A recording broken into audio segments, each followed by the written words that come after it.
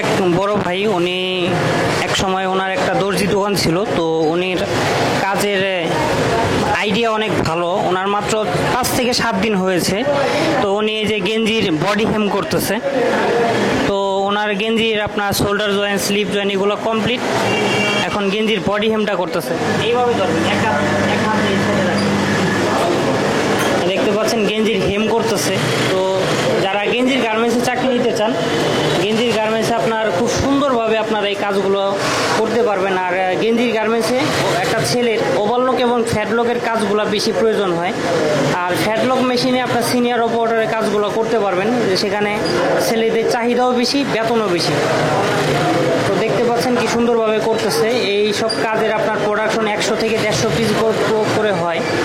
তো সেক্ষেত্রে মিনিটে একটা বা দুইটা করে বডি করলে ঘন্টায় 120 পিস প্রোডাকশন চলে আসবে। মাত্র 7 থেকে 8 দিন হয়েছে, আর কিছুদিন করলে ওনার হাতটা চলে আসবে।